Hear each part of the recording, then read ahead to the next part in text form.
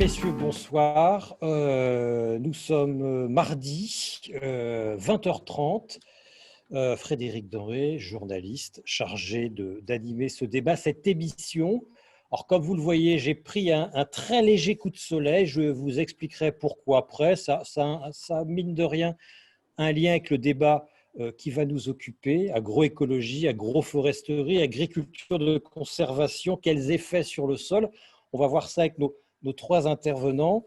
Ce débat, cette émission est organisée, est produit par la coopérative Rhizobium qui accompagne depuis quelques années des groupes d'agriculteurs, de maraîchers, de forestiers, de jardiniers pour apprendre à observer les sols et ce qu'est la santé des sols en Occitanie via un réseau de savoir, une espèce d'université populaire, c'est comme ça que je l'appelle, qui s'appelle le réseau Sol, au sein duquel on a un Pecnolab, qui est un centre de ressources qui propose plein de choses, des formations, un kit Sol-Eau, qui est une boîte à outils d'observation pour vous, praticiens du sol, des tutoriels partagés sur le net, une appli de saisie de données, un labo partagé, un Wikisol, enfin, appelez-le comme vous voulez. D'ailleurs, Wikipédia, finalement, Pédia, Pédo, on n'est pas très loin du sol déjà.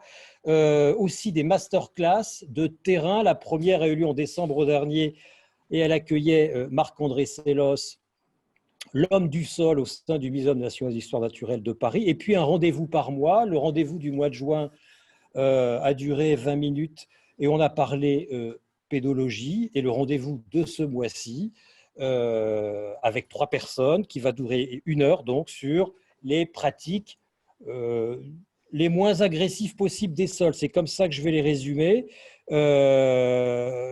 Je vais quand même vous expliquer pourquoi je suis tout rouge. Je suis en tournage en ce moment sur la presqu'île de Guérande. Et à Guérande, on voit 2 choses. La première, c'est qu'on a sur les bords, sur la partie continentale, une agriculture encore bocagère, avec des arbres partout, avec des routes départementales qui circulent sous des arbres. Donc, on a a priori des sols de qualité des sols prairiaux. Et puis, me disait tout à l'heure une ornithologue, elle était très contente sur le marais du confinement. Pourquoi ? Parce que les gens n'ont plus circulé sur les chemins qui habituellement sont abîmés par le flux de randonneurs. Et là, le sol était protégé par les herbes qui avaient repoussé. Preuve en est que voilà, un sol, quand il n'est plus couvert en permanence, c'est un sol qui part, là pour le coup, dans les marais salants. Vous voyez, j'arrive toujours à rattraper et à me rendre moins ridicule quand je suis tout rouge. On va aborder ces sujets avec Fabien Liagre, qui est membre fondateur de la société coopérative spécialisée, Agroof, AGROOF, spécialisée en agroforesterie, avec Jean-Pierre Sartou, qui est enseignant-chercheur à l'ENSAT et à l'INRA, car à l'INRA, on a ajouté un E, pour environnement, et Frédéric Thomas, qui est agriculteur et rédacteur en chef de la revue TCS pour Technique culturelle simplifiée. Si je me suis trompé, il sera là pour me corriger. On va commencer par vous, Jean-Pierre Sartou. L'agroécologie, c'est un bien grand mot. Chacun y voit parfois ce qu'il a envie d'y voir.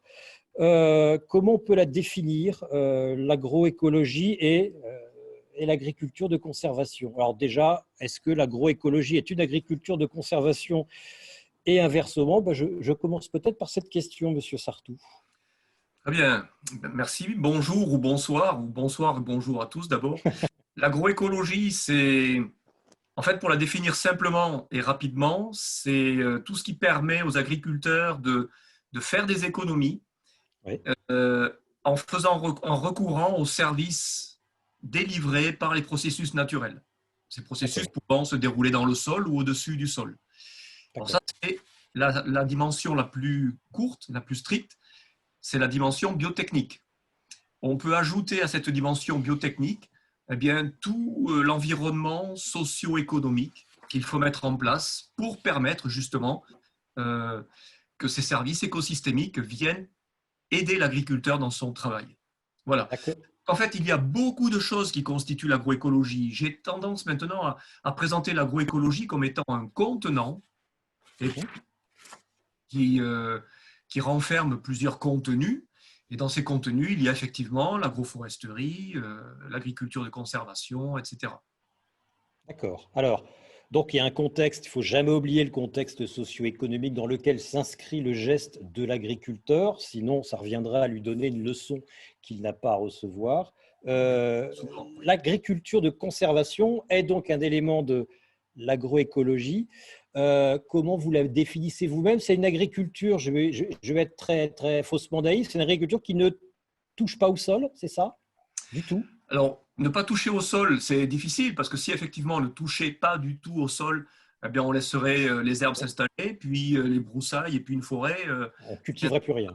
à occuper l'espace. Bon, donc il faut toucher le sol, mais il ne faut pas le travailler ou en tout cas le moins possible. Alors après, il y a des degrés de travail du sol plus ou moins importants, mais à strictement parler, c'est vrai que dans son acception la plus stricte, l'agriculture de conservation consiste à ne pas travailler intentionnellement le sol, mais on le touche pour mettre la graine en place dans le sillon, pour semer la culture. Ça, c'est le principe numéro un, le plus parlant, le plus évocateur en tout cas, et le plus symbolique. Il y a deux autres principes très importants qui ont été mis en place plutôt à partir des, pas au début, mais à partir du début des années 2000, milieu des années 2000 en France, qui sont allongement de la rotation, en tout cas diversification des espèces cultivées dans le temps, c'est-à-dire allongement des rotations, et dans l'espace, c'est-à-dire mélange d'espèces cultivées ensemble.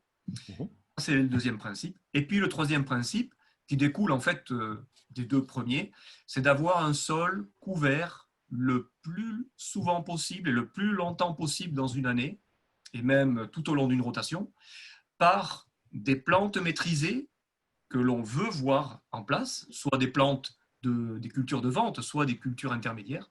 Donc, des plantes maîtrisées et leurs résidus une fois qu'on les a détruites. Donc, voilà les trois principes.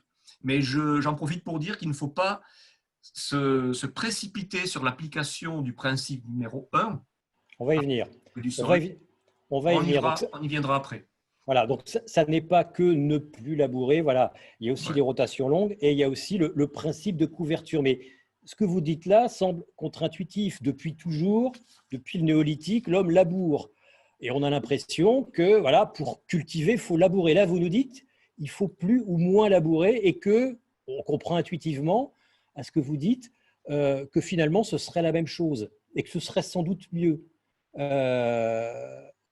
Comment tout d'un coup on peut dire aux agriculteurs non, ce qu'on a fait depuis 10 000 ans qu'on cultive, finalement, on a peut-être fait erreur. Sur quoi on se base pour dire ça? Bon, alors il y aurait beaucoup de choses à dire. Je vais essayer de faire simple là aussi. Oui. D'abord, l'agriculture. Bon, c'est vrai que depuis des millénaires, effectivement, l'homme cultive, fait pousser des plantes qu'il souhaite voir pousser et récolter ensuite, en travaillant le sol. Le labour n'est pas si ancien que ça, il n'a que 1000 ans d'existence, grosso modo. Ah bon? Voilà. Le labour, hein, c'est-à-dire avec inversion des horizons. D'accord. Avant ça, les 3 000 à 4 000 ans qui ont précédé, c'était une agriculture, en tout cas en Europe de l'Ouest, hein, les 3 000 à 4 000 ans qui ont précédé, c'était une agriculture avec gratouillage du sol. D'accord. Pas le labour, la charrue aversoir n'existait pas, c'était un arère, enfin on gratouillait le sol. Mais pourquoi est-ce qu'on a, en fait c'est ça l'important, pourquoi est-ce que l'on a constamment travaillé le sol jusqu'aux années 30-40, hein, ça dépend des endroits du monde, mais les premiers essais en matière de non-travail du sol significatifs, parce qu'il y en a eu dans l'Antiquité, détail, voilà. Disons que de façon significative, le non-travail du sol a commencé à intéresser les agriculteurs, les agronomes dans les années 30-40, et puis tout ça est parti de façon crescendo ensuite. Pourquoi est-ce qu'on n'a pas fait ça avant? Parce que on n'avait pas les leviers dont on dispose aujourd'hui qui permettent effectivement l'arrêt du travail du sol. Et je vais donner le principal exemple, le principal d'entre eux, mais c'est une évidence que ça n'existait pas avant. Ce sont les herbicides. Alors ça y est, on a lâché le mot. Mais on va y venir aussi, mais vous avez raison d'en parler. C'est ça, c'est les herbicides. Tant qu'il n'y avait pas des herbicides, on ne pouvait pas se permettre, en tout cas beaucoup plus difficilement, de ne pas travailler le sol. Pas du tout. En tout cas, on continuait à le gratouiller, même lorsqu'on faisait des essais sur du travail du sol. Et puis, il y a la connaissance, la maîtrise, la connaissance agronomique et la capacité à faire appel à des plantes très productives, des plantes, des cultures de vente, mais surtout des cultures intermédiaires pour faire des couverts végétaux pendant les intercultures, qui soient capables d'occuper rapidement l'espace pour concurrencer les adventices qu'elles prennent de vitesse, en quelque sorte, qu'elles prennent de vitesse, qu'elles étouffent.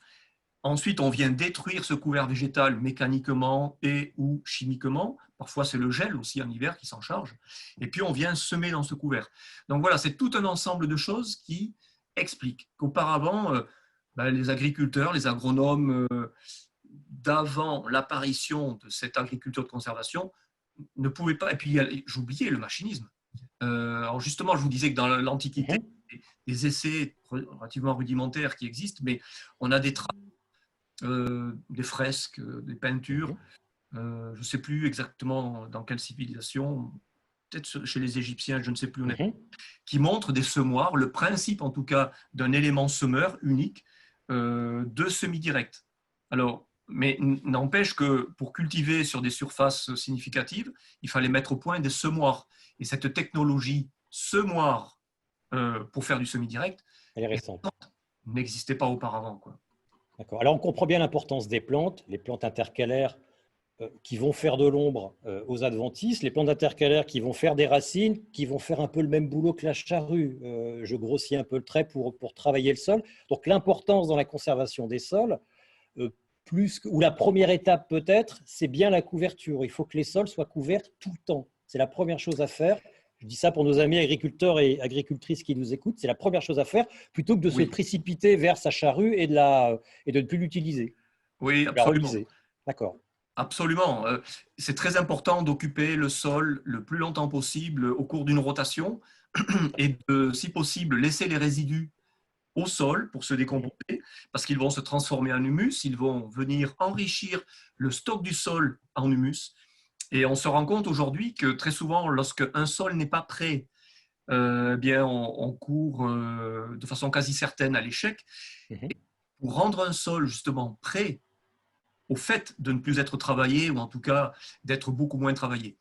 Un facteur très important pour cela, c'est d'augmenter son ratio, sa proportion de matière organique par rapport à l'argile. Et cette matière organique, elle peut arriver par le compost, c'est sûr, on gagne du temps en faisant venir du compost, en apportant du compost de façon exogène. Mais il faut aussi faire des couverts végétaux pour refaire de l'humus dans le sol. Donc, effectivement, la maîtrise des cultures intermédiaires. Alors, Frédéric, je vous reprends un petit peu. Culture intercalaire, c'est autre chose. Une culture intercalaire, par exemple… C'est entre les rangs. Oui, c'est ça, c'est entre les rangs. Voilà. Alors qu'une culture intermédiaire, elle se positionne entre la récolte de la culture précédente et le semis de la culture suivante, culture de vente. Voilà, ça, c'est une culture intermédiaire. En tout cas, on a bien compris, on ne peut pas tout d'un coup passer du tout labour, du labour profond et régulier, à plus de labour du tout. Il y a une étape intermédiaire qui est fondamentale, c'est la couverture. On fait augmenter le taux de matière organique grâce à cette couverture par rapport à l'argile. Et ensuite, on peut envisager à ne plus travailler le sol. Monsieur Thomas, c'est ce que vous avez fait, vous, sur vos parcelles? Oui, disons qu'on avait peut-être des difficultés au départ qui se sont transformées en chance parce que je suis un agriculteur en Sologne dans des sols sableux hydromorphes. Donc j'ai passé quelques photos là, qui vont circuler. Et donc, on avait la première difficulté, c'était que c'était difficile de maintenir l'agriculture économique. Alors, attendez, je vous coupe juste 2 secondes. Définissez le terme sol hydromorphe pour nos amis qui ne le connaîtraient pas. C'est-à-dire que c'est des sols qui sont sableux en surface et argileux et imperméables à 30-40 cm. C'est-à-dire que je cultivais on pourrait imaginer ça comme une petite bassine. C'est-à-dire que si on est 8 jours sans pluie, eh bien en fait c'est sec et après 8 jours de pluie en hiver, c'est l'inondation. Et mes aïeux en fait ne faisaient pas que labourer, mais la seule technique qu'ils avaient trouvée, c'est de labourer et de faire un fossé tous les 6 ou 12 mètres pour écouler l'eau des champs qui ne rentraient pas dans les parcelles. Donc c'est ça les principes de l'hydromorphie. Donc pour des raisons économiques au départ, parce que semer en direct pour un agriculteur, Aujourd'hui, en moyenne, entre 30 et 60, 80 litres d'économie de gasoil à l'hectare pour importer une culture en fonction de ces situations. Dans la mienne, c'est environ 50 litres. Ensuite, il y a le côté qualité du sol. On a assez vite vu entre la parcelle que j'ai présentée à l'automne 2003 chez mon voisin et moi, automne 2003, le retour des vers de terre, de l'activité biologique. On a vu que ça s'est mis en route. Moi, j'ai démarré en 96. Ensuite, comme le disait Jean-Pierre Sartou, on a mis des couverts multi-espèces. Et aujourd'hui, on a des rotations qui sont bien intégrées avec un maximum de cultures et de couverts. Lorsque je sème un couvert d'interculture, c'est entre 12 et 15 espèces associées. Le semis est sitôt la récolte du précédent.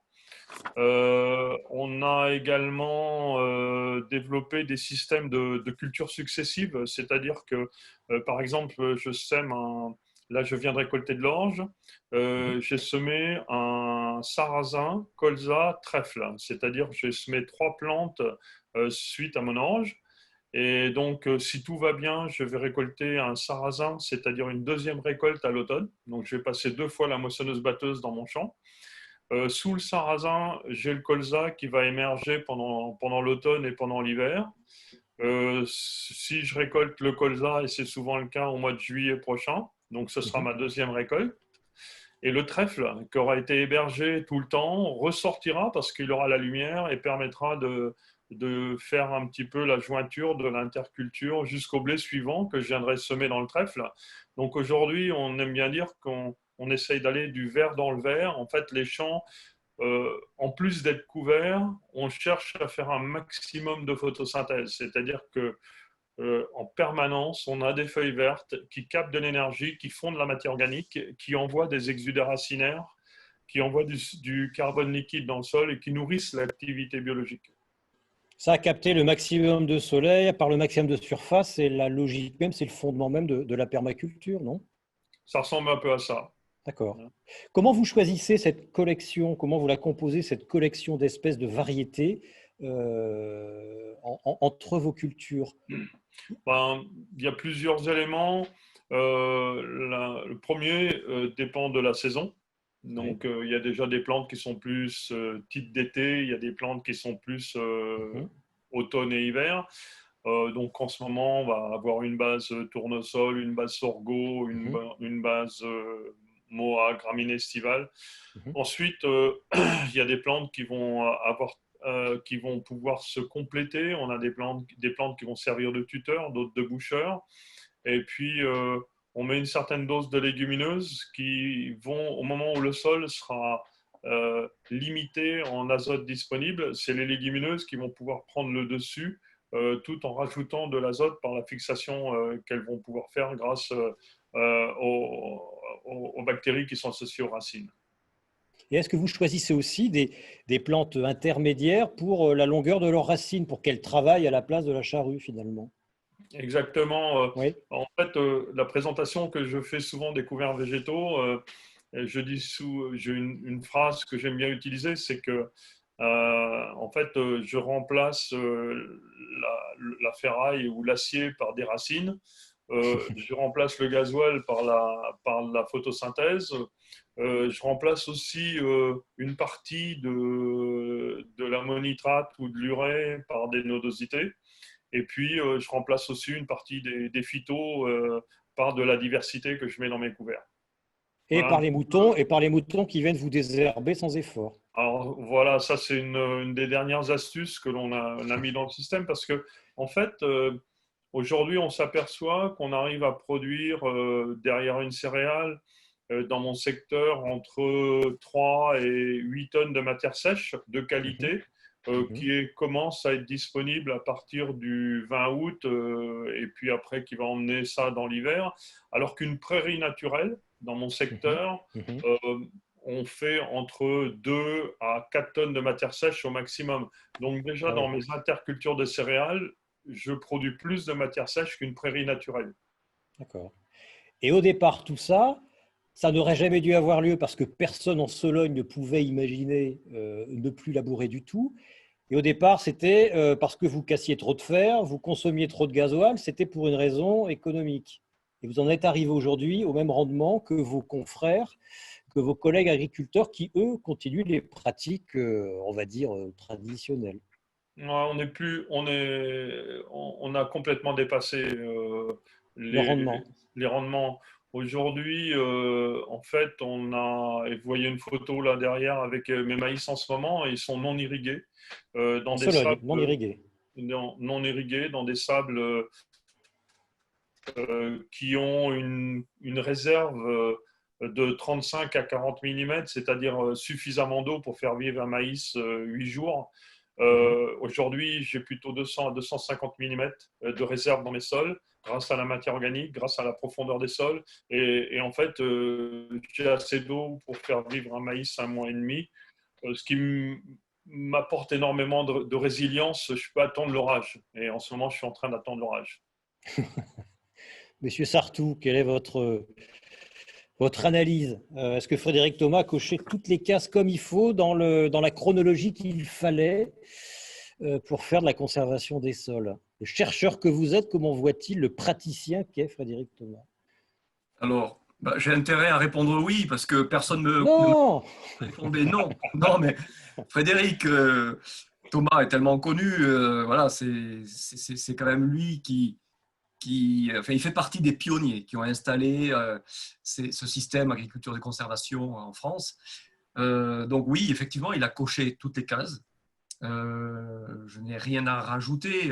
Je ne peux pas, comment dire, je n'ai pas de remarque à lui faire qui consisterait à lui dire, tiens Frédéric, tu as oublié de faire ceci ou faire cela. Je pense que même l'élevage, comme nous venons de le voir, il est en train de l'activer, d'utiliser ce levier pour améliorer encore Désherbé.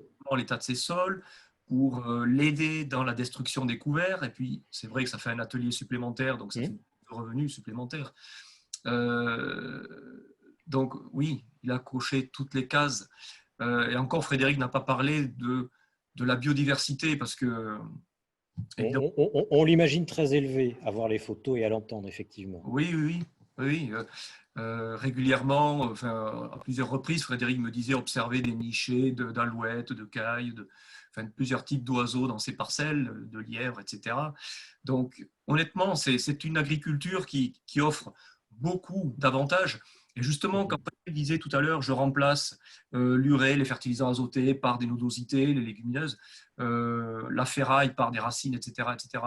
C'est exactement l'illustration de ce que je disais au début, c'est-à-dire utiliser des services écologiques, c'est-à-dire des processus naturels, bon, que les scientifiques appellent services écosystémiques, mais on peut appeler ça des processus naturels, y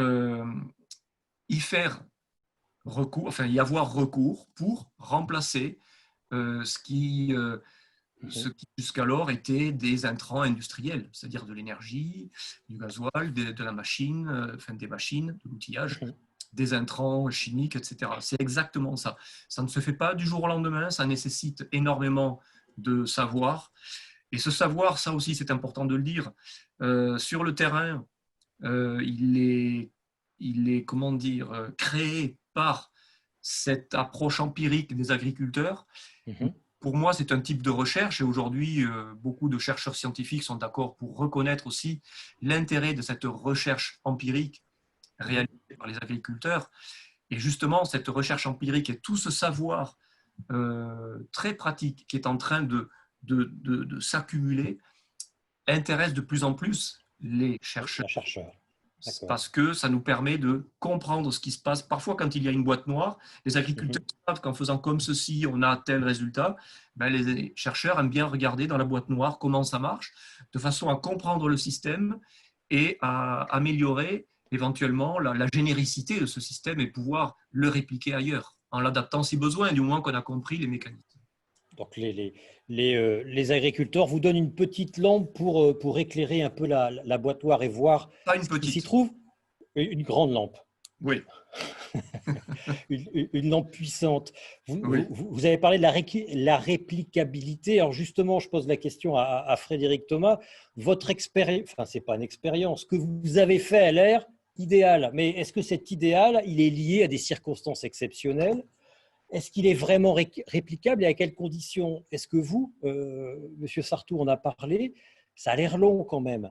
Il faut acquérir une culture, il faut acquérir une pratique. Est-ce que vous êtes passé par des échecs? Enfin bref, ça vous a pris du temps. Le savoir, vous l'avez constitué comment pour que les agriculteurs et agricultrices qui nous écoutent puissent se faire une idée du chemin qu'ils auraient à prendre pour ne plus ou moins labourer?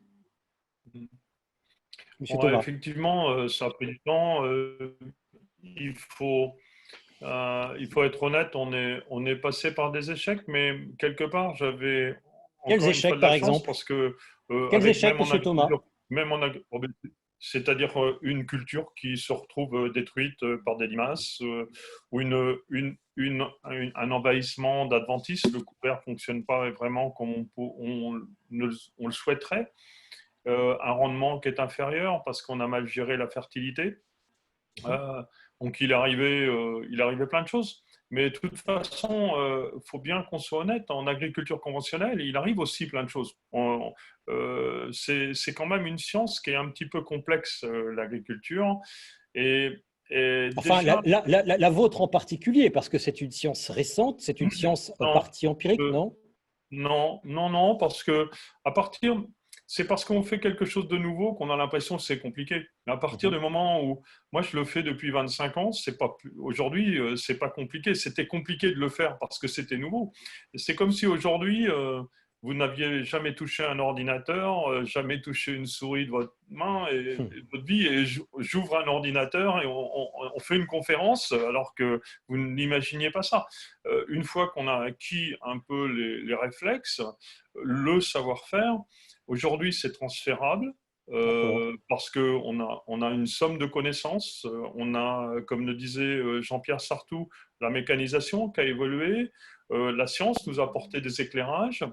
Euh, il va bien sûr falloir l'adapter au contexte dans lequel on est. Mais si on fait le tour de la planète, Mhm. vous avez dans des zones tropicales comme au Brésil ou aux Antilles où On va en on parler de ça, travaille, effectivement. vous avez dans des zones très nord, vous avez dans des zones très nord, très froides, avec des fenêtres de tir qui sont étroites. Vous avez des gens qui font pas la même chose que moi, mais des gens qui Mhm. sont dans une approche plus ou moins Mhm. pas dire avancée, mais qui sont dans des approches d'agriculture de conservation. Mais ce qui est important, c'est de remettre les choses dans leur contexte et d'être assez sérieux dans l'analyse des points sur lesquels il va falloir travailler au départ. Bien repérer ce que j'appelle moi les starting points, Mhm. les points de Mhm. démarrage. Dans certains contextes, ça va être un souci de compaction du sol.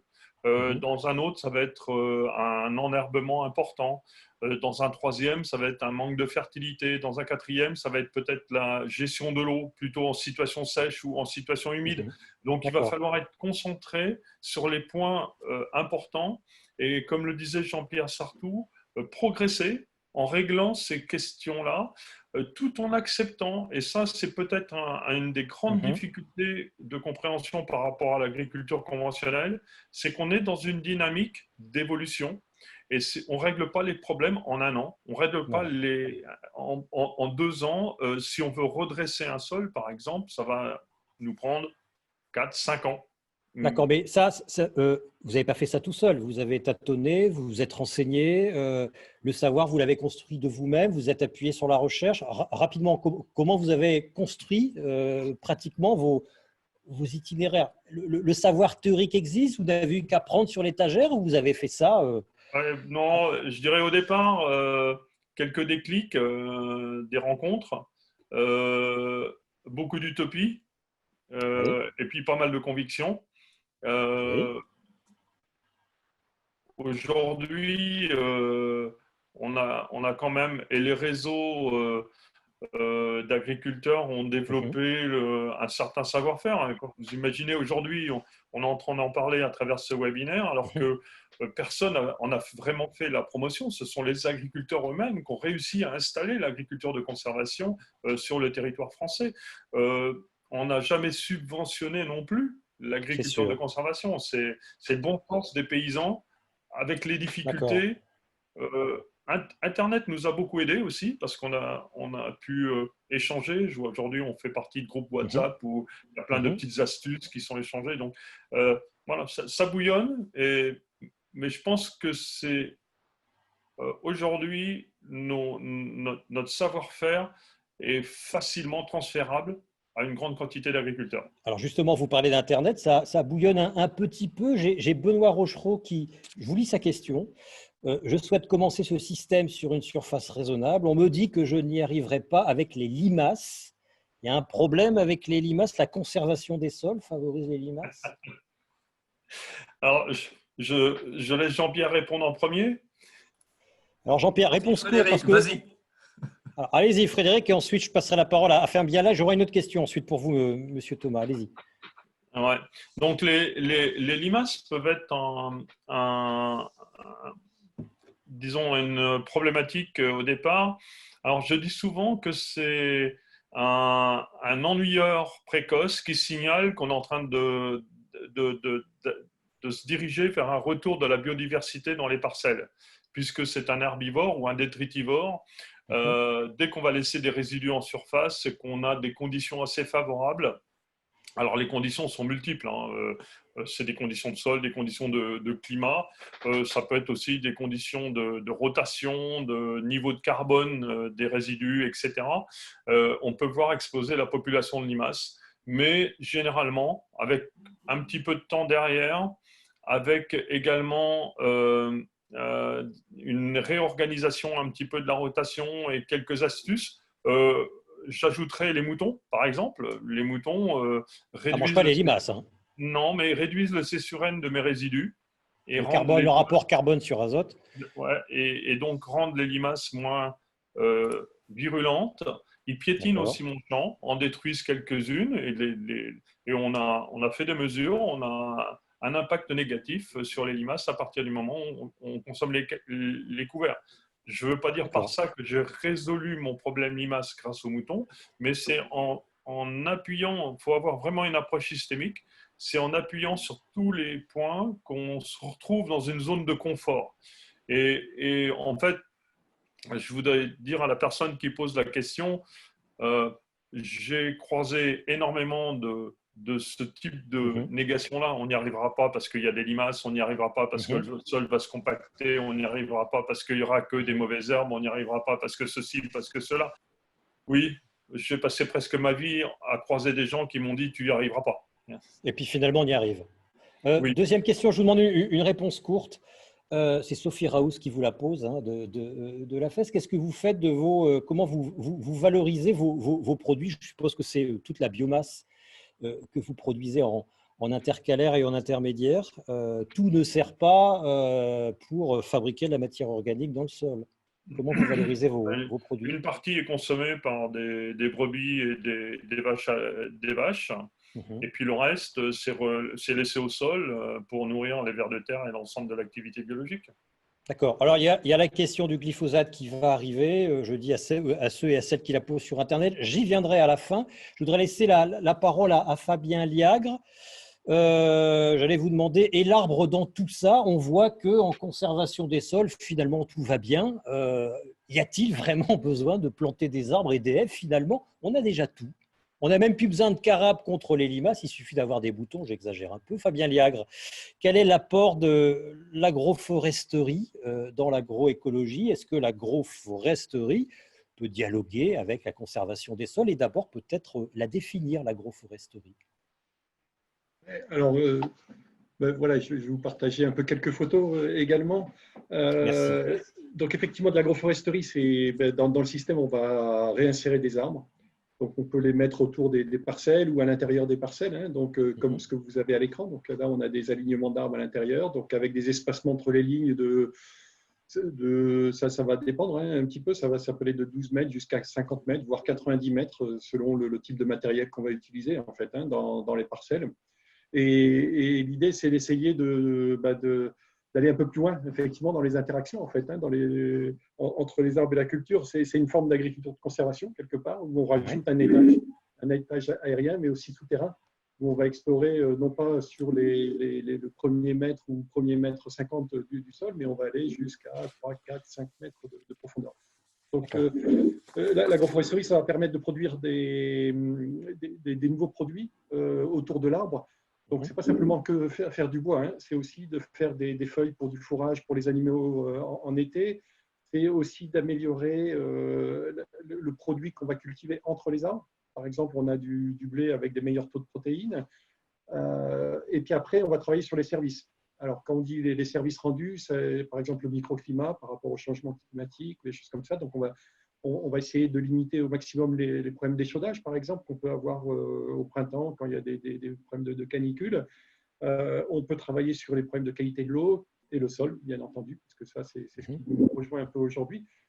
Mais voilà, après, c'est un système, effectivement, hein, ce n'est pas la panacée, c'est-à-dire que ces services ne sont pas systématiques. Donc, du coup, il faut les gérer. Quand on dit service, souvent, on oublie qu'il y a aussi les disservices, c'est-à-dire aussi, voilà, il y a des moments, selon le climat de l'année, ce microclimat arboré ne va pas forcément jouer en faveur de la production. Ça peut arriver. Mais il y a une baisse de rendement. C'est souvent la question, le reproche qu'on fait aux arbres, qu'ont fait les paysans pendant des années. Oui, les arbres, sous le couvert, j'ai moins de rendement. C'est vrai, ça? Alors, effectivement, il y a de la compétition. C'est le principal frein. Alors, il y a plusieurs facteurs hein, qui l'expliquent. Hein. Donc, il y a une compétition de l'arbre par rapport à la culture. Mais après, il faut voir l'impact sur l'ensemble de la parcelle.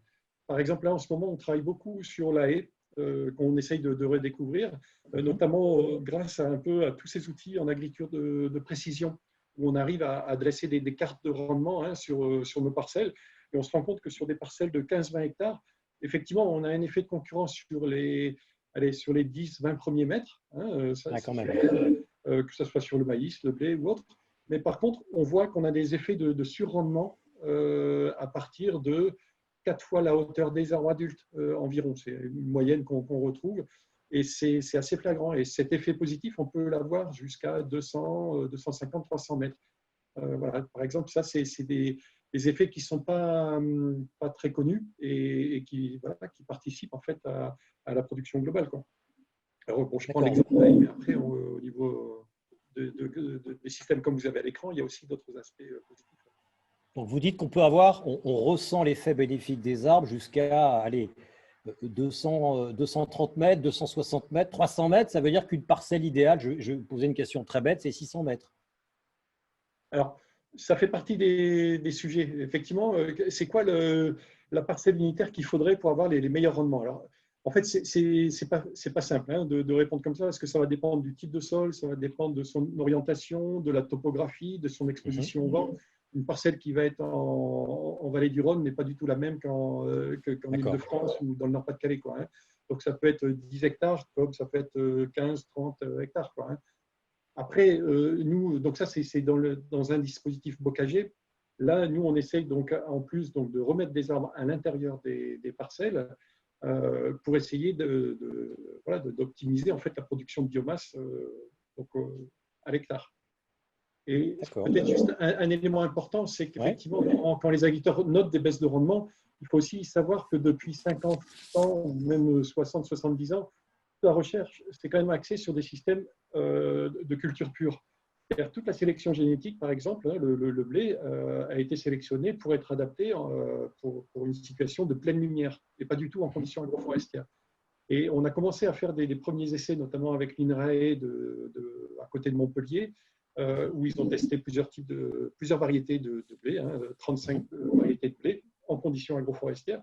Et on avait des résultats très, très surprenants. Il y avait des variétés qui donnaient jusqu'à 90% de leur rendement par rapport aux témoins, et d'autres, effectivement, qui souffraient beaucoup plus de cette compétition avec les arbres, qui donnaient jusqu'à même pas 10% de leur rendement. Vous voyez qu'en termes variétal et en termes génétiques, il y a quand même aussi une marge de manœuvre, en fait, hein, à explorer. D'accord. Vous aviez d'autres images à montrer? Alors, oui, effectivement, donc, nous, dans l'agroforesterie, alors par rapport à la question du sol, hein, parce que un des gros enjeux en fait, de l'agroforesterie, et c'est souvent une des premières motivations des agriculteurs qu'on accompagne, c'est comment améliorer ou retourner la situation par rapport au phénomène d'érosion, de baisse de matière organique, etc. Donc, Ça, c'est la première motivation. Donc, du coup, on travaille beaucoup là-dessus. Alors, il y a deux manières de le voir. Soit on travaille sur les répercussions en fait, d'un déboisement, on va dire. Et c'est comme ça que, d'ailleurs, l'INRAE a commencé à travailler en fait, sur l'agroforesterie. C'est suite au remembrement et au déboisement assez intensif qu'on a eu, notamment dans l'ouest de la France, et donc qui a donné lieu, dans les années 70, à la création de l'INRAE de Bretagne, pour travailler sur les répercussions en fait, du déboisement, donc, comme vous avez à l'image, par rapport aux problèmes d'érosion et de fluidique, des problèmes d'inondation dans le bocage, etc., etc. Donc ça, c'est une première manière de le voir. Après, on travaille aussi sur des parcelles plus âgées, chez des agriculteurs comme cet agriculteur, lui, qui est un des pionniers en France, puisqu'il a planté sur plus de 60 hectares de son exploitation à la fin des années 70. Donc, c'est quelqu'un avec qui on travaille beaucoup parce que on peut comparer des situations avec ou sans arbres. Donc, on peut suivre voilà, l'évolution de ces sols. Alors, voilà, après, travailler sur l'impact des arbres au niveau du sol, c'est assez compliqué, mais voilà, il y a plein de travaux, donc je passe un peu là-dessus, mais il faut travailler sur l'aérien. Donc, quelle est la biomasse qui va être apportée par les feuilles et comment elle va se dégrader au niveau du sol, quelle quantité de matière organique elle va apporter au sol et pendant combien de temps elle va rester, comment elle va se transformer. Pareil au niveau souterrain. Et un des gros résultats de l'INRAE de Montpellier, c'était de montrer que des arbres agroforestiers, comme vous avez ici à gauche, avaient un profil racinaire complètement différent d'un arbre forestier. Pourquoi à droite sur la photo, quoi. Pourquoi? Pour quelle raison? Ouais. Alors, c'était justement le jeu de la compétition avec la culture. C'est-à-dire qu'en fait, vous avez, si on regarde le profil racinaire d'un arbre agroforestier, un démarrage des racines qui va souvent se situer à 1 mètre de profondeur et qui correspond à peu près au profil racinaire de votre culture. Alors, ce résultat, on l'a obtenu dans des sols profonds avec une rotation donc, de cultures divers. Bien entendu, si on est sur un système de sol nu avec un maïs semé au mois de mars, début avril, voilà, on ne va pas avoir le même résultat. Donc, l'idée, c'est d'avoir un couvert continu. Et donc, c'est là où, justement, il y a d'ailleurs une complémentarité avec l'agriculture de conservation pour essayer de maintenir une compétition la plus forte possible et la plus continue possible. Et de ne pas avoir trop d'arbres non plus. Parce que si on a trop d'arbres, effectivement, on va avoir une remontée racinaire qui va s'opérer au bout de 15-20 ans. Et, voilà. Et donc là, il y a pas mal de travaux de recherche des gens qui ont essayé de quantifier la quantité de carbone. Donc, je passe un petit peu, mais c'est la quantité de carbone liée à la chute des feuilles, mais aussi la mortalité des racines fines. Et qui va petit à petit modifier effectivement la qualité de votre sol. Peut-être juste un chiffre ici.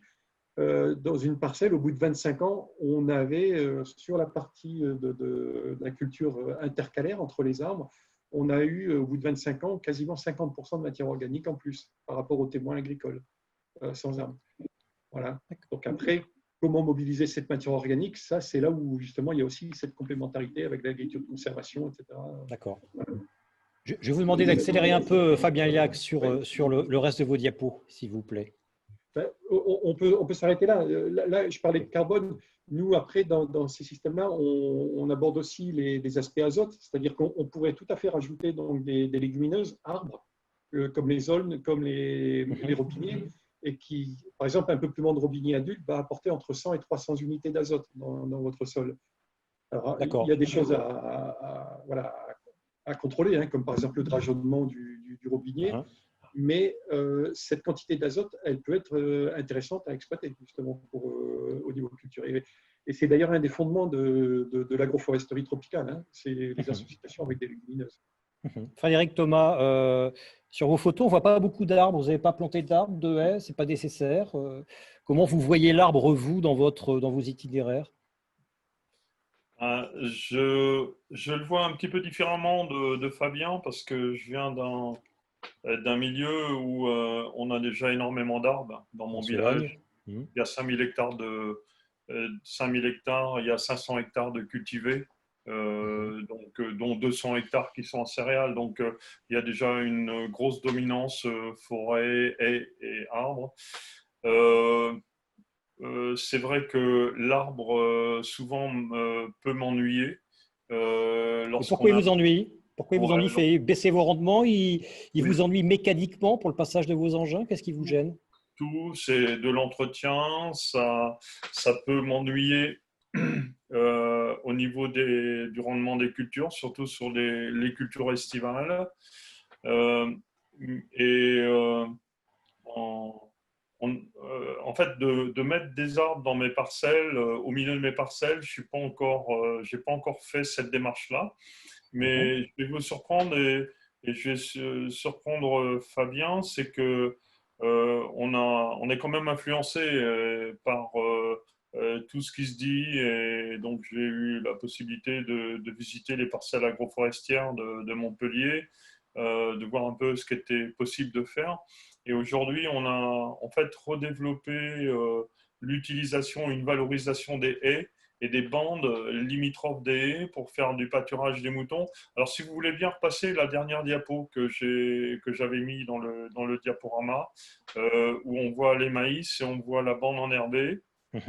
Et en fait, on a développé un projet, c'est le dernier projet sur l'exploitation, où on utilise en fait les bandes enherbées proches de la haie. Non, la dernière. Celle d'après, oui.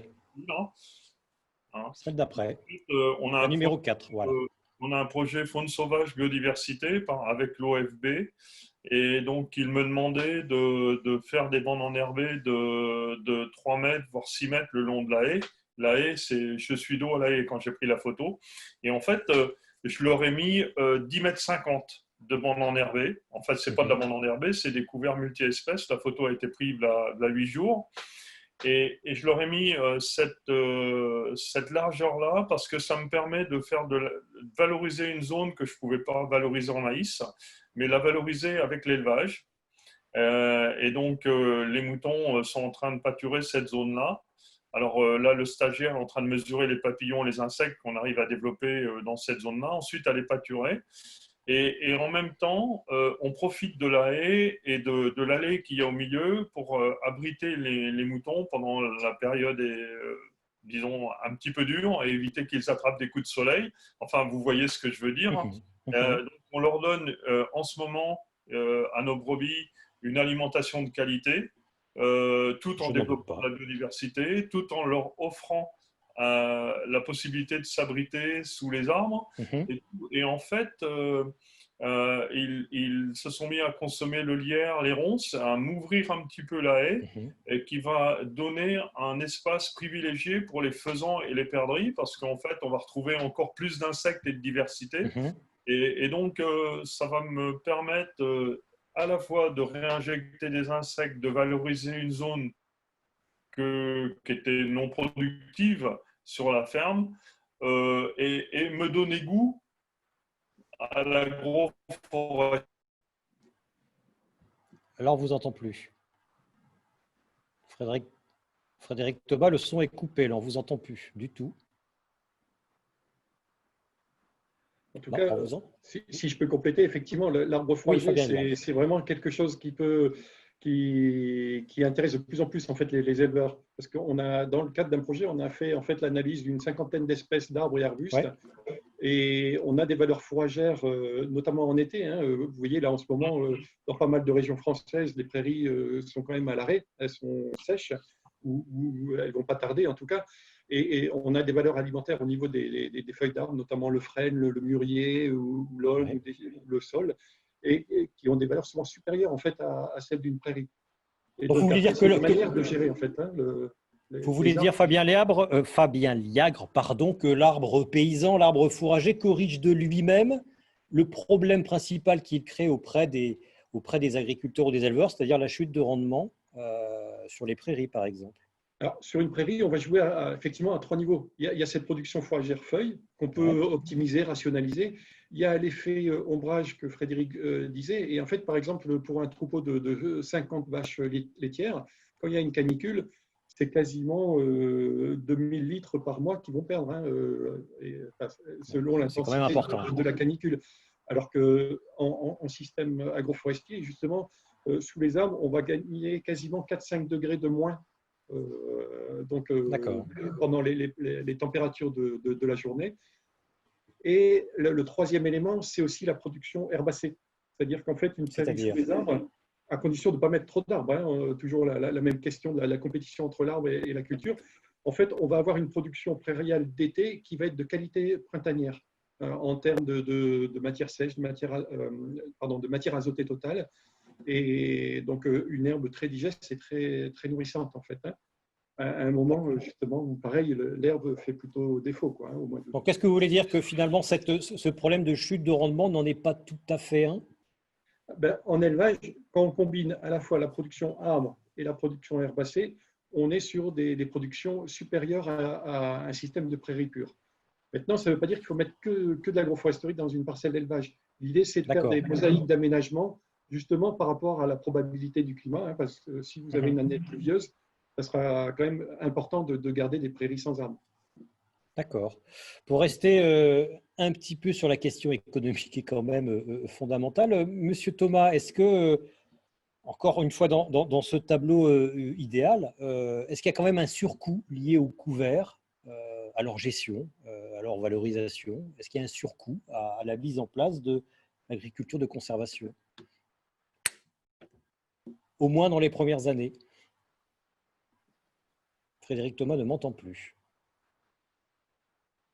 Frédéric Thomas ne m'entend plus, donc je vous pose la question. D'utiliser les zones. Pardon? Oui, non, allez-y, on vous entend, allez-y. Voilà. Merci. Donc, nous, on est en train d'utiliser en fait les bordures de haies, on en a beaucoup, pour créer des corridors écologiques et pour les utiliser en pâturage. Donc, ça revient un petit peu dans ce que disait Fabien Léagre. Et dès qu'on a l'élevage, ça devient beaucoup plus facile. Alors, après, est-ce que les couverts me coûtent? Oui. D'apparence, oui, parce qu'il y a des graines, il faut les semer. Mais après, quand on fait les calculs honnêtement, ils ne me coûtent pas. Parce qu'en fait, si on veut gérer une interculture, vous aurez toujours des mauvaises herbes qui poussent, vous aurez toujours du travail de déchômage, vous aurez des interventions. Et si vous faites la somme des interventions que vous faites, comparé à un SMI et un coût de semence, alors le SMI, c'est aux alentours de 40-50 euros et les semences, c'est entre 30 et 50 euros. Donc, on est bon an, mal an sur un coût de couvert entre 70 et 100 euros en fonction de la semence que vous mettez. Éventuellement, si on met un peu d'engrais, si on met un peu d'accompagnement. Mais si vous êtes à 2 ou 3 passages pour tenir votre interculture propre, avec des outils mécaniques, et si on met 35 à 40 euros le passage, vous êtes à peu près au même coût. Non. Donc les couverts ne me coûtent pas plus qu'une intervention conventionnelle. Par contre, si je veux arriver à régénérer mes sols, ça fait partie d'une condition obligatoire. Obligatoire. Et une autre des conditions, et on en arrive, c'est l'utilisation des herbicides, du glyphosate, le plus célèbre d'entre eux. Vous ne pourriez pas faire ce que vous faites sans pulvériser de temps à autre. Je vais reprendre un petit peu ce qu'a dit Jean-Pierre Sartoux. Dans les années 70, ça a été vraiment l'arrivée de la chimie a été vraiment un grand déclic dans la limitation, dans la possibilité de conserver les résidus en détruisant les plantes chimiquement. Il faut bien voir que dans l'histoire de l'agriculture, le premier outil pour prendre la main sur la végétation, c'est le feu. Et c'était le feu et c'est encore le feu. Ensuite, ça a été le travail du sol. Et puis, la chimie nous a permis de nous passer du travail du sol. Alors, depuis, je dirais, une bonne trentaine d'années, contrairement à ce qu'il est dit, on a essayé et on a fait beaucoup d'efforts. Et aujourd'hui, on a quand même réduit énormément notre dépendance à la chimie. Mais il n'existe pas de système sur la planète de semi-direct continu sans utilisation de chimie. Dès qu'on arrête de travailler le sol sur plusieurs années, il y a un moment donné, il faut reprendre la main sur la végétation. Alors, on arrive à faire aujourd'hui des enchaînements sans chimie si on est dans disons, un contexte climatique idéal et tout va bien, sur mon exploitation, dans ma rotation classique, ce serait une utilisation de glyphosate tous les 3 ou 4 ans. En moyenne, c'est plutôt tous les 2 ans. Ah oui, tous les 2 ans. Vous pulvérisez tous les 2 ans. Oui. Jean-Pierre Sarthou, est-ce qu'on peut se passer du glyphosate? C'est devenu un mantra politique. C'est à qui arrêtera le glyphosate plutôt que les autres? Quel est l'avis du chercheur sur cette question très française, donc très manichéenne? Bon, d'abord, je pense qu'il y aurait des chercheurs INRA qui seraient plus qualifiés que moi pour répondre à cette question, mais ceci dit, j'ai évidemment mon opinion. Votre avis? Comme Frédéric l'a dit, il n'existe pas de façon économiquement stable de système qui puisse se passer de glyphosate tout au long d'une rotation. Ceci dit, au Cambodge, alors d'accord, on est en milieu tropical, hein, mais au Cambodge, il existe une parcelle d'expérimentation, enfin, qui se trouve chez un agriculteur et qui est suivie, qui est gérée, on va dire, en concertation avec l'agriculteur par des chercheurs, notamment un chercheur du CIRA, de Florent Tivet. Cette parcelle est en agriculture de conservation des sols stricte. Le sol n'est pas touché du tout depuis 12 ans et elle est en bio depuis 12 ans. Donc voilà, il existe un exemple, au moins un exemple, mais c'est un sol qui est d'une qualité parfaite et on est en climat tropical. J'ai vu une autre parcelle au Brésil qui n'est pas en bio, mais qui est quand même en zéro phyto. Donc, il y a utilisation en durée, mais zéro phyto, donc il n'y a pas d'herbicide. Et celle-ci aussi est strictement sans aucun travail du sol, et donc sans herbicide depuis 8 ans. Voilà, bon, c'est pas complètement zéro phyto en fait, parce que c'est du maïs BT. Il n'y a aucune pulvérisation de pesticides, mais c'est du maïs BT, ça veut dire… Du maïs OGM. Voilà, c'est un OGM qui synthétise la toxine de la bactérie Bacillus thuringiensis pour que le maïs puisse se défendre tout seul contre les foreurs de papillons, les chenilles. Tout ça et ce système fonctionne parce que les deux plantes qui sont semées, c'est-à-dire c'est une monoculture de maïs, maïs après maïs chaque année depuis 8 ans, et pendant l'interculture, le couvert végétal utilisé, c'est de l'avoine noire, c'est un couvert végétal, avoine noire, qui est fertilisé au moment du semis. Mais le maïs comme avoine noire, dès qu'ils sont semés, se développent très vite et, comme je le disais tout à l'heure, prennent les adventices de vitesse. Tout ça, ça permet de réaliser une chose, c'est que lorsqu'on a un sol qui est très fertile et lorsqu'on sème la bonne plante au bon moment, de la bonne façon, cette plante se développe très vite.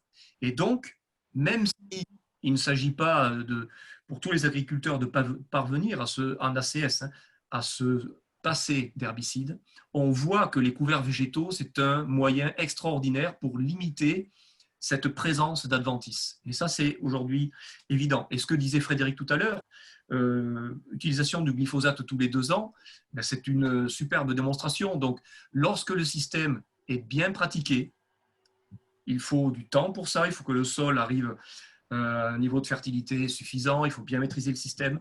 Mais aujourd'hui, et ça je le dis avec force, il est faux de dire que ACS est synonyme d'une surutilisation d'herbicides. Ça n'est pas vrai.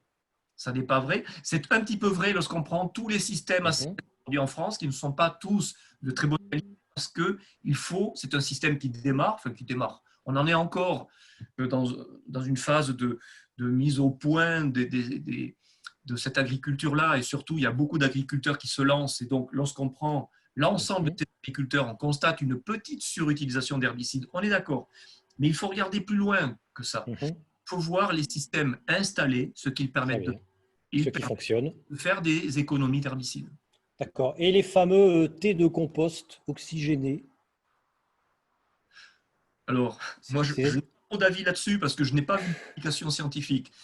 Je ne fais qu'entendre et voir sur Internet parfois des résultats d'essais, en tout cas d'utilisation, d'essais d'usage, oui, chez des agriculteurs, plutôt en maraîchage, me semble-t-il. Ça semble, au dire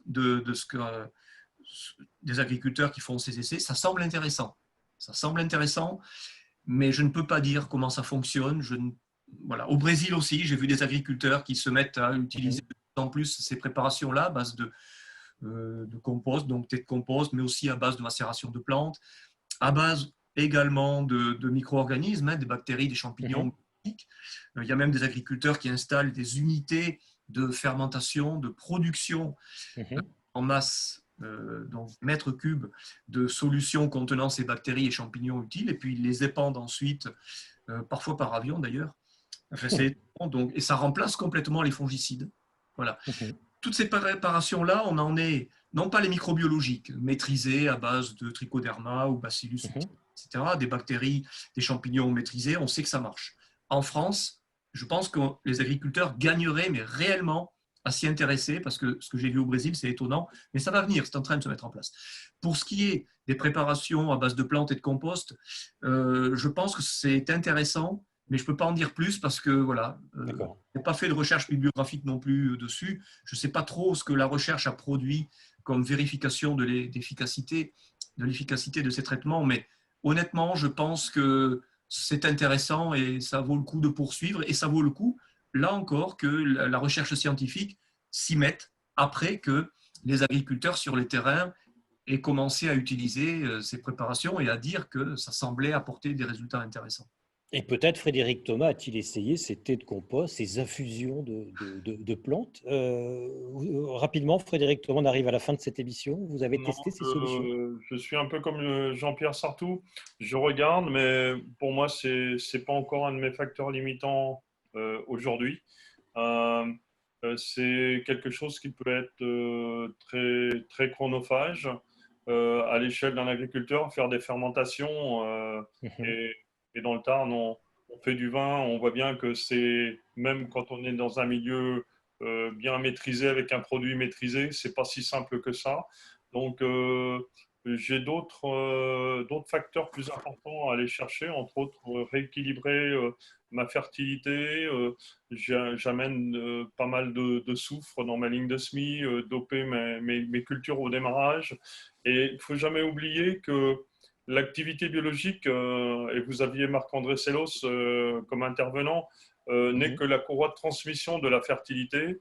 Et si la fertilité n'est pas présente dans le sol, si vous manquez de réserve, bien ma foi, vous pouvez faire tourner cette courroie de transmission peut-être un peu plus rapidement et avoir en fait la sensation d'avoir plus de fertilité disponible, mais ça ne crée pas de la fertilité en tant que telle. D'accord. Mais du coup, oui, allez-y. Pardon, Jean-Pierre Sartou. Oui, juste pour ajouter très rapidement, merci. Frédéric Thomas disant cela qui m'y fait penser, c'est vrai que ces préparations à base de plantes semblent d'autant plus intéressantes que le sol doit être corrigé, doit être encore amélioré et loin de son état optimum. Et il semblerait que plus on s'approche d'un état optimum du sol, d'une vraie fertilité, autofertilité, et notamment d'une activité microbienne au niveau du sol qui, concernant certaines espèces de micro-organismes, passe dans la plante. C'est ce qu'on appelle des endocytes, des bactéries, des champignons qui rentrent dans la plante et qui peuvent assurer un meilleur fonctionnement concernant l'alimentation hydrominérale, mais aussi concernant la lutte contre les bioagresseurs. Mais il semblerait que cette microbiologie du sol déteigne la plante et aide la plante à se développer. Voilà pourquoi, Frédéric, je comprends tout à fait qu'il n'envisage pas pour l'instant ou qu'il ne voit pas ça comme un levier très, très, très important, en tout cas nécessaire dans son système, parce que justement son sol est déjà, en tout cas est parvenu aujourd'hui à un très bon état et à une très bonne fertilité. Il y a encore du travail, hein, Jean-Pierre. Hein. D'accord, oui, sûrement. Mais voilà, c'est cette idée-là que je voulais faire passer, quoi. C'est très intéressant. Cette idée-là pour corriger des défaillances du sol. Cette idée-là est très bien passée. En tout cas, voilà, moi, ça me fait plaisir d'entendre enfin des avis sur la complexité des choses, des avis raisonnables, rationnels, des avis non émotionnels sur la question du glyphosate qui est en train, qui parfois oppose de façon caricaturale le monde du bio censé être le monde du bien et le reste, dont l'agroforesterie, qui sous prétexte qu'elle, l'agriculture de conservation, pardon, qui sous prétexte qu'elle pulvérise encore un peu, serait encore entachée de ce monde du mal que serait l'agriculture conventionnelle. C'est très bien d'en sortir et je suis ravi que vous ayez abordé cette question de façon extrêmement simple et honnête. Fabien Liagre, la dernière question est pour vous. Est-ce qu'une discipline, on peut peut-être l'appeler comme ça, comme la vôtre, l'agroforesterie, crée de l'emploi dans le conseil, dans l'accompagnement, dans la formation des agriculteurs? Je pourrais poser la même question sur l'agriculture de conservation, mais je voulais vous laisser le mot de la fin. Oui, effectivement, c'est en plein développement et c'est vrai que ça, nous, on le voit parce qu'on a créé une association nationale en fait, qui regroupe l'ensemble des structures qui font du conseil et de la formation. Quand on a lancé donc en 2007 cette association qui s'appelle AFAC Agroforesterie, on était même pas une dizaine de structures. Aujourd'hui, on est quasiment 200. Et ces structures, elles embauchent effectivement. Mais il suffit simplement de voir un peu le nombre de formations. Par exemple, l'année dernière, nous, au niveau d'Agrouf, on a accompagné près de 600 agriculteurs dans leur conception de projet. Donc, voilà, et c'est quelque chose qui va en augmentant encore, en fait. Hein.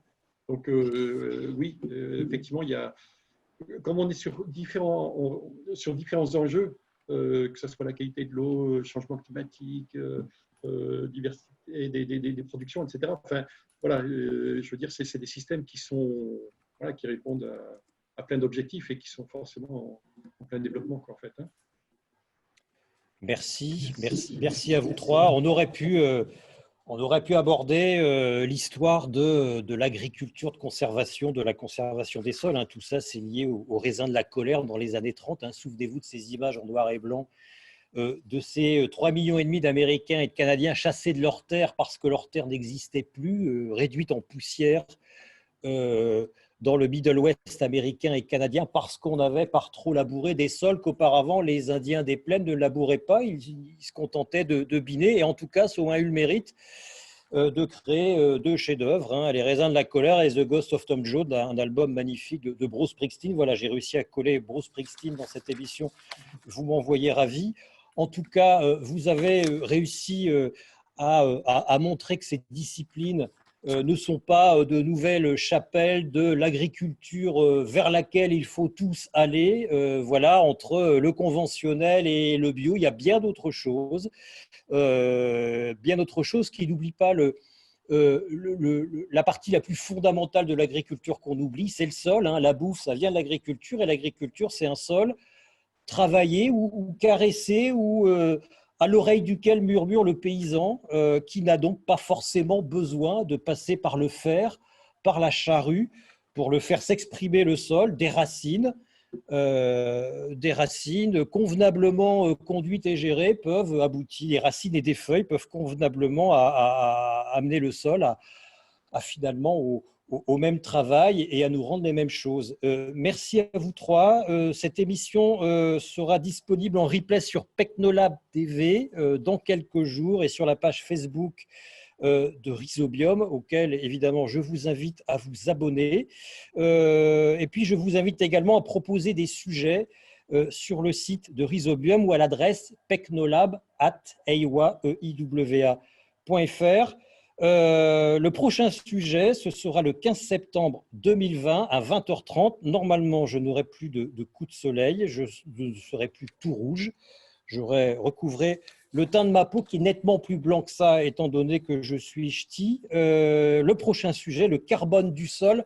Dans tous ses états, on ne cesse de parler de carbone. Le carbone, oui, il a plein de visages différents, comme moi. Voilà, je passe du blanc au rouge en une seule journée. Là, je vais me chercher un couvert d'arbres pour essayer d'évacuer la chaleur que je commence à ressentir. Et puis ensuite, j'irai tenter de trouver une pharmacie pour me délivrer une huile afin d'aller mieux parce que demain, je recommence. Merci à tous. Merci à vous trois, Fabien Liagre, Frédéric Thomas, Jean-Pierre Sartou. Merci à Jacques Thomas pour le back-office, comme on dit aujourd'hui. Merci d'avoir tous assisté. Vous êtes encore une bonne centaine. Merci d'avoir assisté jusqu'à cette heure tardive à cette émission. Bonne soirée et à bientôt.